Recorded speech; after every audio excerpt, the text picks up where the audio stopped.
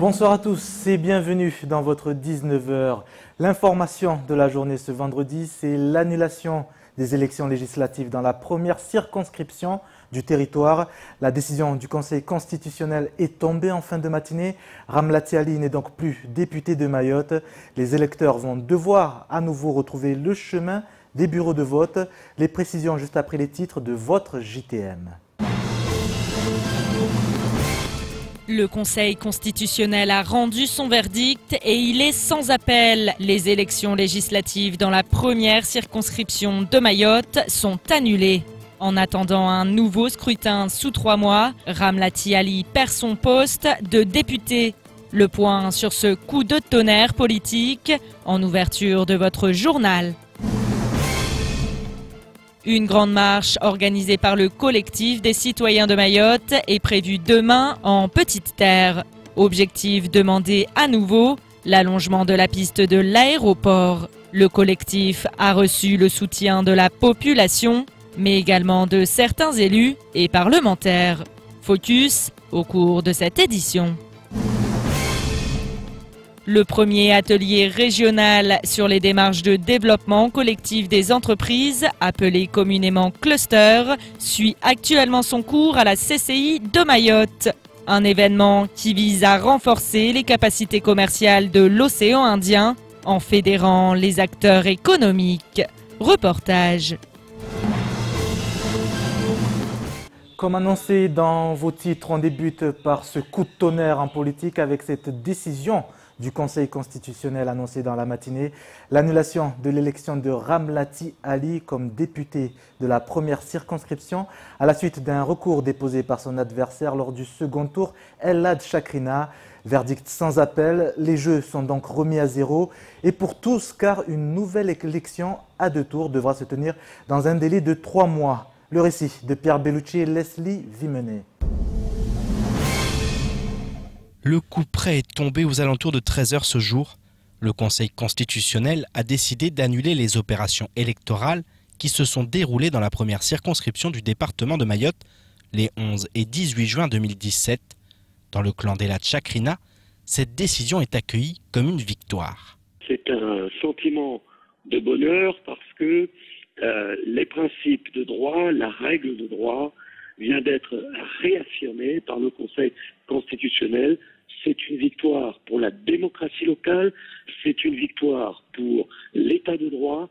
C'est un combat que nous avons mené au nom de l'intérêt général et au nom de l'application de la règle de droit à Mayotte. Le Conseil constitutionnel vient de dire que les droits civiques des Mahorais sont protégés au même titre que les droits civiques des citoyens français de métropole. C'est donc par là une victoire spectaculaire pour les citoyens de Mayotte et pour le département de Mayotte. Seul bémol et non des moindres pour le camp du candidat des Républicains, le Conseil constitutionnel affirme que l'impossibilité de déterminer exactement le nombre des suffrages qui doivent être attribués à chacun des 2 candidats ne permet pas de faire droit aux conclusions du requérant, tendant à ce que le juge de l'élection le proclame élu après correction des résultats. Il y a donc lieu pour le Conseil constitutionnel de s'en tenir à l'annulation de l'élection, d'autant que certaines irrégularités ont été relevées dans les 2 camps concernant la fin officielle de la propagande électorale. Les irrégularités dont vous parlez, sur lesquelles je ne vais pas m'appesantir, ce sont des irrégularités qui sont massivement dans le camp adverse. Après, si de l'autre côté, il y a des personnes que nous ne maîtrisons pas, qui sont des militants, qui postent telle ou telle image, mais écoutez, nous n'y pouvons rien. Mais pour ce qui est de nous, pour ce qui est du candidat El Hadj Chakrina, il n'y a eu aucune irrégularité. La bataille en vue des futures élections semble avoir clairement débuté, même si ce futur scrutin à 2 tours est très indécis, dans la mesure où certains candidats battus le 11 juin dernier pourraient tirer leur épingle du jeu. Écoutez, c'est ça la démocratie. Hein. Nous avons toujours accepté l'idée et que si l'élection était annulée, il faudrait reprendre le processus depuis le départ. Mais nous allons le faire et nous serons portés par, je pense, une marée humaine. Je n'ai aucun doute sur le fait que celui qu'ils avaient désigné comme le vainqueur le 18 juin 2017, ils le désigneront comme le vainqueur dans les semaines et les mois qui suivent. Quoi qu'il en soit, Ramlati Ali n'est plus député de Mayotte. Le retour aux urnes devrait se faire sous 3 mois et nul doute que d'ici là, cette affaire alimentera l'actualité locale. Petite ce soir avec cette grande mobilisation prévue ce samedi en début de matinée, un petit air à l'appel du collectif des citoyens de Mayotte, une marche pour dire oui à l'allongement de la piste de l'aéroport de Mayotte. Le départ du cortège se tiendra à Dzaoudi en direction de Pamandi, lieu aéroportuaire, une revendication ancienne à laquelle l'État continue de faire la sourde oreille, et ce malgré les exigences de l'Europe. Aujourd'hui, citoyens et élus locaux semblent aller dans le même sens pour la réalisation de ce projet et ne feront donc qu'un le jour J. Reportage. Une grande marche pour une longue piste. L'objectif est clair pour le 5e département et sa population, avoir un aéroport répondant aux normes européennes. À la veille du départ pour Pamandi, le collectif des citoyens de Mayotte peaufine les derniers réglages et espère marquer le coup. Nous mettons l'accent du fait que c'est la première mobilisation de cette ampleur. Nous espérons que la population de Mayotte vienne en masse, vienne s'exprimer pacifiquement. C'est une question de sécurité aussi, localement parlant, puisque cet aéroport, en tout cas, qui ne répond pas encore aux exigences européennes, ne permet pas aux avions gros porteurs, en tout cas, d'une certaine capacité, de pouvoir s'opposer pendant des grosses pluies. Comme là, en ce moment, nous sommes dans une saison pluvieuse. Eh bien, c'est un souci majeur. Et pour faire plier le gouvernement, le mouvement citoyen compte sur l'entière participation de l'ensemble de la classe politique locale pour l'intérêt général. Demandons également tous nos élus de Mayotte, confondus les maires, les conseillers départementaux, nos parlementaires, en tout cas ceux qui sont dans le territoire, à ce qu'il y ait un moment fort, un moment de solidarité, un moment symbolique aussi pour cette première marche pour l'allongement de l'aéroport, en tout cas pour la piste longue de l'aéroport de Mayotte, en tout cas pour l'année 2018. Une invitation lancée à l'ensemble des représentants du peuple et à laquelle répondra positivement certains élus, à l'instar du conseiller départemental de Pamandi. Il appartient donc aux élus de Mayotte de soutenir sa population, parce que la population viendra demain, et il est impératif que dès lundi, un courrier signé par les parlementaires et le président du conseil départemental et le président de l'association des maires soit rédigé, signé par tous et déposé sur le bureau du Premier ministre. Parce que si la population s'exprime samedi demain, il faut que lundi, la traduction de ce qui s'est passé samedi soit transcrite par écrit à Paris. Décollage du cortège prévu demain en début de matinée depuis le boulevard des Crabes à Dzaoudi.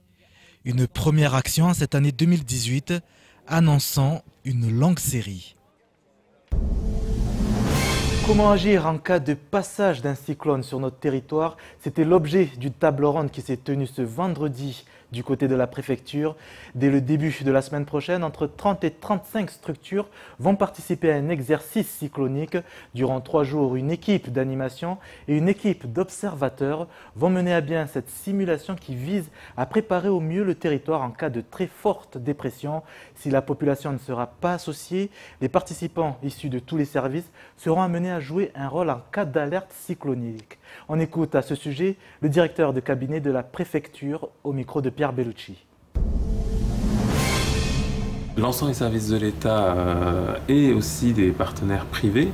Alors les services de l'État, je pense évidemment à l'ARS, au CHM, au SDIS, aux pompiers donc, évidemment aux forces de l'ordre, aux services de la DEAL par exemple, j'en oublie sans doute.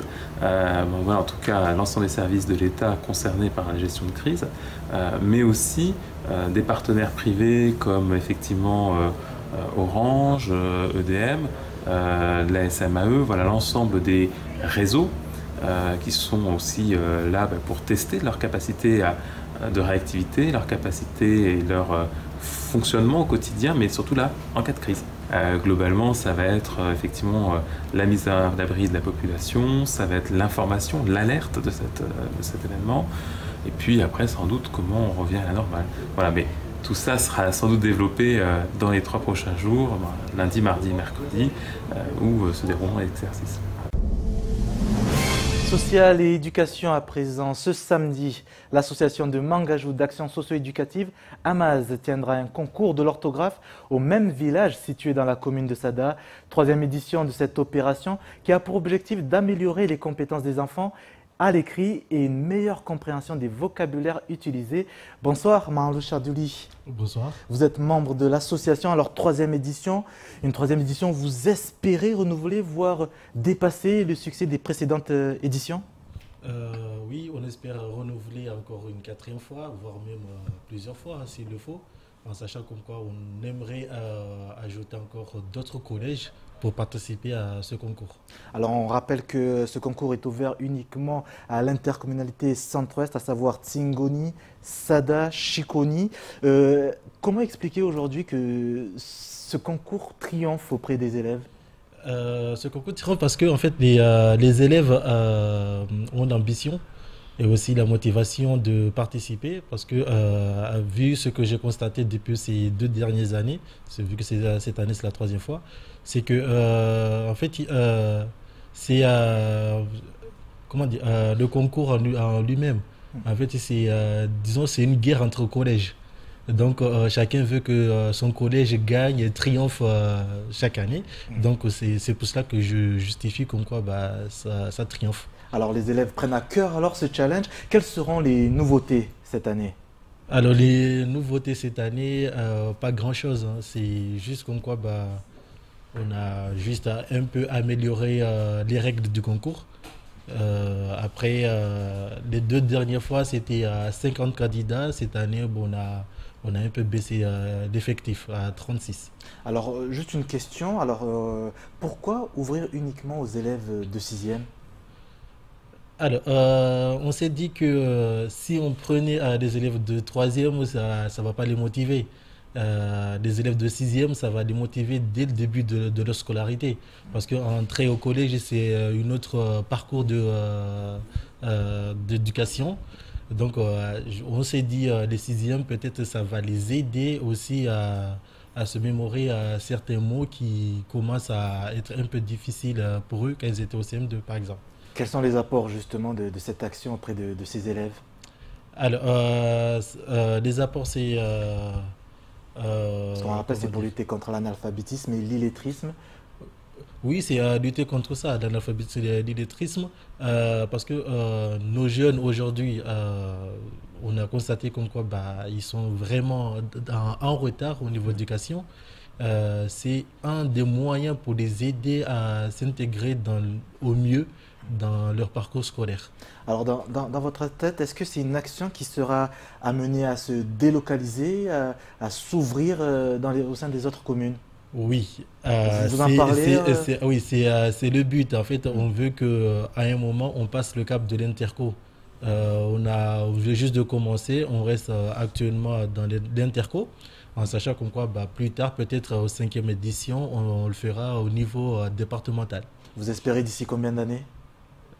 Je ne sais pas, ça va durer, je ne sais pas combien ça va durer, combien de temps ça va durer. Vous êtes entré en contact avec d'autres associations justement qui sont dans le social des autres communes? Vous avez essayé? Non. Pas pour le moment. Non, pas pour le moment. Vous lancez l'appel? Peut-être, oui, je lance l'appel. S'il y a une association éducative qui veut nous aider là-dessus, qu'on travaille ensemble, il n'y a pas de souci. Alors on rappelle 3e édition, rappelez-nous l'heure et le lieu pour ceux qui ne sont pas au courant. Comment ça va se passer? Ça va se passer demain matin, ça va commencer tôt le matin à 9h à l'MJC de Mangajou. MJC de Mangajou, Oui. Comment ça se passe? Est-ce que c'est les élèves qui doivent directement venir vous retrouver ou vous passez les récupérer du côté des collèges? Comment ça se passe? Je ne sais pas si je dois citer des entreprises. Je vous en prie. Alors, c'est la société Matisse qui se charge de ça, qui va transporter les élèves en partant de Tsingoni, après Chikoni. Ils déposent à Mangajou, après ils passent au collège de Sada pour revenir à Mangajou. Alors pour les élèves originaires de Tsingoni, départ prévu Départ prévu à 6h45. Alors soyez très matinal. Et vous espérez atteindre combien d'élèves? Combien d'élèves seront attendus pour ce concours dernier? Cette année, 36. 36 élèves. Merci beaucoup, Marie-Louis, d'être passé par ce 19h. Je rappelle que vous êtes le membre de l'association Hamas qui s'occupe de ce grand concours qui organise. Merci à vous. Merci à vous encore. À présent, état des lieux du reste de l'actualité locale de ce vendredi 19 janvier dans les brèves de Pierre Bellucci et Leslie Vimenet. En septembre dernier, lors d'un discours au préfet réuni à l'Élysée, Emmanuel Macron leur avait conseillé de prendre plus de risques sur le terrain en devenant des entrepreneurs d'État. Pour appuyer ses propos, un décret est paru au journal officiel le 31 décembre dernier. Il offre la possibilité aux représentants de l'État de déroger à des normes arrêtées par l'administration. Mayotte fait partie des départements choisis pour cette expérimentation de 2 ans et Frédéric Vaux verra donc ses pouvoirs élargis. En effet, ce décret autorise, dans certaines matières, le représentant de l'État à prendre des décisions dérogeant à la réglementation afin de tenir compte des circonstances locales et dans le but d'alléger les démarches administratives, de réduire les délais de procédure ou de favoriser l'accès aux aides publiques. Néanmoins, le préfet ne peut prendre que des décisions individuelles et ces dernières restent limitées à sa propre compétence. En outre, la mesure devrait être prise sous la forme d'un arrêté motivé publié au recueil des actes administratifs de la préfecture. La semaine dernière et après plusieurs jours de recherche, 2 pêcheurs de petite terre avaient été retrouvés par un cargo qui naviguait dans les eaux entre Mayotte et Madagascar. Le moteur de l'embarcation avait subi une avarie et les 2 hommes avaient dérivé pendant plus de 2 jours et ce dans des conditions de mer difficiles.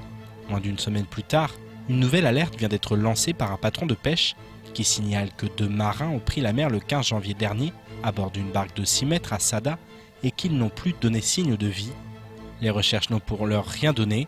Le Cross Réunion rappelle ainsi, quelle que soit la zone de navigation, qu'il est nécessaire de vérifier les conditions météorologiques avant de prendre la mer et d'être équipé d'une radio VHF et d'un GPS permettant de contacter rapidement les secours et d'indiquer facilement les coordonnées de la détresse. Bonne nouvelle dans le secteur du numérique et de l'accession au très haut débit pour le territoire. Après Lyon et Lyon 2 qui relient Maurice, la Réunion, Madagascar, Mayotte et le Kenya, un nouveau câble réseau surnommé Fly Lyon 3 va voir le jour prochainement. Ce dernier sera doté d'une capacité de 4 terabits par seconde et sa mise en service est prévue en 2018. Selon l'opérateur Orange, ce réseau à fibre optique de 400 km renforce le réseau des opérateurs dans l'archipel des Comores et apporte capacité et sécurisation sur chacun des territoires concernés, ainsi qu'une connectivité accrue vers le reste du monde grâce aux destinations offertes par les autres câbles. Tous les opérateurs de la région se sont investis dans ce projet qui doit permettre à Mayotte d'améliorer sa connexion avec le reste du monde. Le tout en attendant 2019 et l'arrivée du câble Métis qui, grâce à ses 3000 km de long, va relier tout l'océan Indien à l'Afrique du Sud. Ce vendredi jusqu'à demain, la CCI de Mayotte accueille un événement international, le premier atelier régional sur les démarches de développement collectif des entreprises, les clusters mis en place dans le cadre du programme de renforcement des capacités commerciales de l'océan Indien. Cet atelier a pour objectif de sensibiliser les organismes publics et privés aux démarches clusters sur le territoire. Adèle Laurent.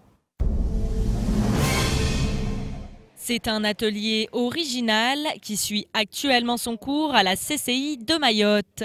Les Comores, Madagascar, la Réunion, Maurice et bien sûr Mayotte. Les acteurs économiques sont tous venus dans un même but, s'inscrire dans une démarche de clustering.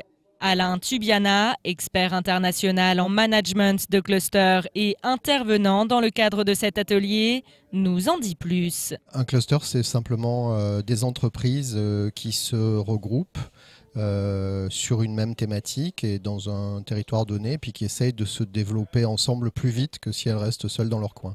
Donc l'idée un peu paradoxale du cluster, c'est qu'on a des choses à gagner à travailler avec ses concurrents. L'enjeu, il est partout le même, hein, c'est-à-dire permettre en fait aux entreprises de grandir plus vite, de gagner plus d'argent, de lever des obstacles à leur compétitivité.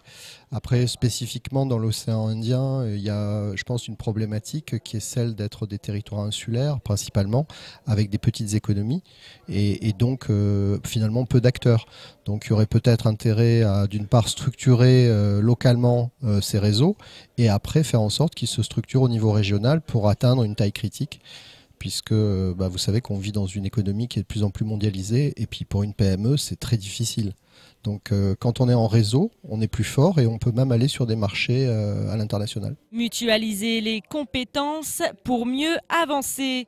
Pour Isabelle Chevreuil, représentante de la CCI Mayotte et actuelle présidente de l'UCCIOI, l'objectif est d'impulser une démarche de coopération au niveau territorial pour arriver à terme à de la coopération entre les territoires. Si on n'arrive pas à coopérer en local, comment on pourrait coopérer au régional? Donc c'est très important qu'on ait une vraie dynamique territoriale. C'est important pour le territoire, pour que nos collègues puissent connaître Mayotte, puissent connaître aussi la dynamique qui existe chez nous. Et si en plus sur le territoire on arrive à faire émerger des rencontres, des partenariats éventuels avec d'autres opérateurs de la zone, je pense que ce sera une bonne chose pour nous. Et cet atelier, mis en place dans le cadre du programme de renforcement des capacités commerciales de l'océan Indien, devrait aboutir à la mise en place d'une feuille de route. Le secrétaire général de l'Union des chambres de commerce, d'industrie et d'artisanat des Comores nous en dit plus à ce sujet. Au terme de ces échanges, nous allons sortir avec un plan d'action qui engagera tout le monde pour faire en sorte à ce que les différentes entreprises des différents territoires se mettent à travailler ensemble, à développer des synergies. Un véritable challenge à relever pour toutes les chambres de commerce et d'industrie et une opportunité pour les entreprises mahoraises. En effet, les clusters ont prouvé leur efficacité sur les territoires où les sociétés sont de petite taille. Or, à Mayotte, le tissu économique est constitué à 95% de très petites et moyennes entreprises. C'est l'heure de votre rubrique hashtag que retenir. Vendredi, fin de semaine. Bonsoir Pierre Bellucci. Bonsoir Sony, bonsoir à tous. Une actualité riche cette semaine, justement. Riche, oui, effectivement, pour la reprise des directs, une actualité riche avec l'habitat insalubre, bien sûr, on en parle, on continue d'en parler par rapport à ce qui s'est passé la semaine dernière. L'aéroport, la piste longue, la marche de demain, important, et puis ce tremblement de terre politique aujourd'hui avec l'annulation des élections législatives dans la première circonscription de Mayotte. Justement, on va regarder 3 interviews qui parlent de ces 3 sujets qui ont fait l'actualité de la semaine. La généralité de résorption de l'insalubrité à l'échelle du territoire mahorais, ça prendra plusieurs années. Par rapport à la pression migratoire qu'on a, par rapport aux contraintes, je dirais, du territoire, le fait qu'on ait un territoire insulaire, les contraintes, je dirais, topographiques, liées au risque, par rapport aux pentes, par rapport à la nature des sols, les glissements de terrain et les problèmes aussi environnementaux liés aux pollutions des rivières et les problèmes d'envasement du lagon. Les moyens ne sont peut-être pas suffisants à l'échelle du territoire pour régler ces problèmes. Il y a 4 millions, on va dire, de subventions et 9 millions que nous supportons encore en investissement. Encore en investissement. Et hier, les compagnies ont accepté de l'augmentation de redevances. Alors l'État a accepté que ce soit sur 30 ans en VNC, donc ça peut permettre de lisser la charge. Cela va avoir une influence sur l'augmentation de redevances égale à 2,80 € par passager départ. C'est toujours trop, mais c'est tout à fait raisonnable. Donc il n'y a pas de souci. L'aéroport continuera à pouvoir recevoir les gros porteurs sans problème à partir de 2019. Écoutez, c'est ça la démocratie. Hein. Nous avons toujours accepté l'idée que si l'élection était annulée, il faudrait reprendre le processus depuis le départ. Mais nous allons le faire et nous serons portés par, je pense, une marée humaine. Je n'ai aucun doute sur le fait que celui qu'ils avaient désigné comme le vainqueur le 18 juin 2017, ils le désigneront comme le vainqueur dans les semaines et les mois qui suivent. Allez Pierre, on débute par ce hashtag retenir. Comment mieux protéger les habitants, surtout en cette période d'intempéries, surtout comment lutter contre les habitats insalubres? C'était des questions posées cette semaine dont les réponses ne sont pas forcément satisfaisantes. pas forcément au rendez-vous. Ben oui, on a vu des experts sur cette question, on allait les interroger, et c'est vrai que c'est une question qui est vaste, qui est pas nouvelle. Il faut la prendre à bras le corps, il aurait fallu le faire il y a des années déjà, maintenant il y a du retard, et il faudra des années pour régler cette question de l'habitat insalubre, avec toutes ces questions qui tournent autour. Voilà, on l'a vu, il y a eu ce drame, ces glissements de terrain, ces problèmes de déforestation, ces problèmes d'atteinte à l'environnement tout simplement, qui font que les terrains sont de plus en plus fragiles, et que effectivement il y a des constructions de fortune sur des terrains où il ne faudrait surtout pas construire. Donc voilà, les autorités sont en train de se pencher sur le problème avec la constitution d'un comité de suivi de la question de l'habitat insalubre, et notamment aussi de toutes ces procédures qui ont été engagées pour que les personnes soient délogées, en partie pour leur sécurité, parce que voilà, il y a aussi une problématique de sécurité. Effectivement, il y a de l'illégalité, et puis il y a de l'insécurité qui porte atteinte et qui fait peser un grand danger au-dessus de la tête de ses habitants. Donc voilà, on s'y penche enfin, mais encore une fois, on ne cesse de le répéter, mais on a été à réaction, pas dans l'action, et c'est dommage que ça se passe souvent comme ça à Mayotte. Sécurité au niveau des logements, sécurité également demandée au niveau aérien, avec cette grande mobilisation, cette grande marche prévue demain pour réclamer la piste longue.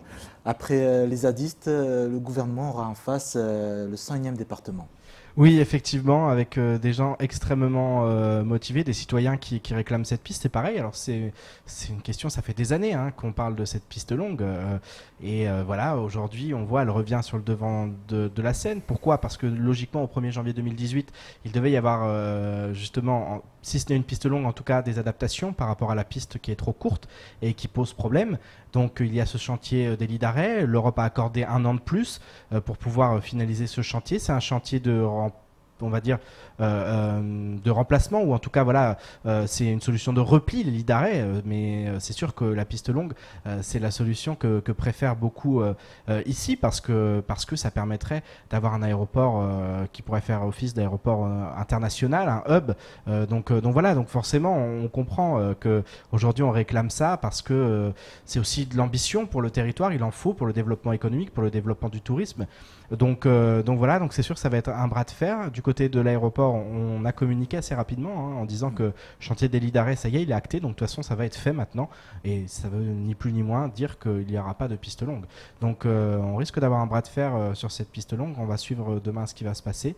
Et puis dans les prochaines semaines, on sait que du côté des hommes politiques, on va y venir tout de suite, ça reste une promesse de campagne depuis de nombreuses années. Vous parlez de politique, terminons avec cet épilogue qui vient de s'annoncer après des mois de tiraillements et de luttes acharnées. La bataille devant le Conseil constitutionnel pour le siège de député de la première circonscription a acté sa décision.